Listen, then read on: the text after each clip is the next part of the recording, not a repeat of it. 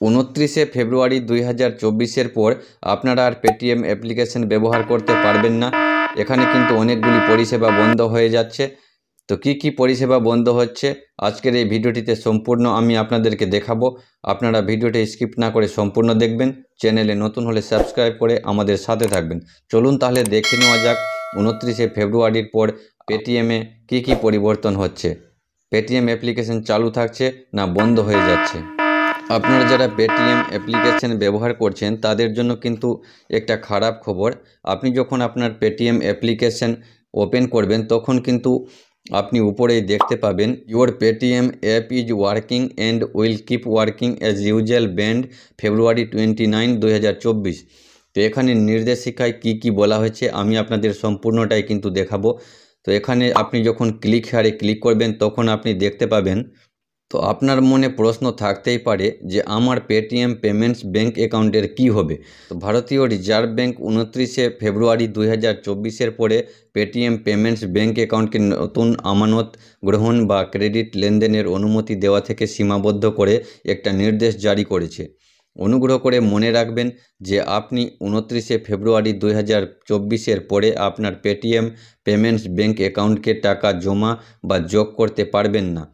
তবে 29শে ফেব্রুয়ারি 2024-এর পরেও আপনার বিদ্যমান ব্যালেন্স থেকে টাকা তোলার উপর কোনো সীমাবদ্ধতা নেই। নির্দেশটি আপনার বিদ্যমান ব্যালেন্সকে প্রভাবিত করে না এবং আপনার অর্থ ব্যাংকের কাছে নিরাপদ। তো এটা ছিল পেটিএম ব্যাংক নিয়ে।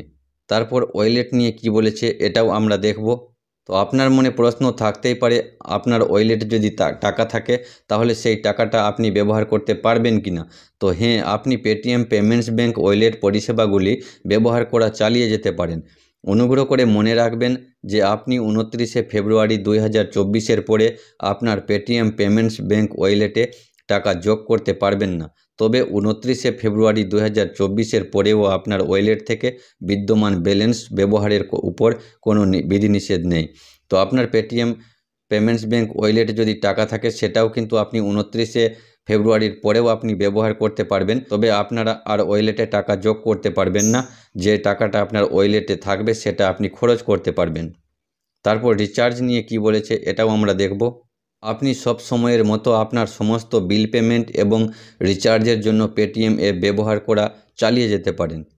তারপর দেখব ফাস্ট্যাগ নিয়ে পেটিএম কি বলেছে। রিজার্ভ ব্যাঙ্ক অফ ইন্ডিয়া 29শে ফেব্রুয়ারি 2024-এর পরে পেটিএম পেমেন্টস ব্যাঙ্ক অ্যাকাউন্ট ওয়ালেটকে নতুন আমানত গ্রহণ বা ক্রেডিট লেনদেনের অনুমতি দেওয়া সীমাবদ্ধ করে একটি নির্দেশ জারি করেছে।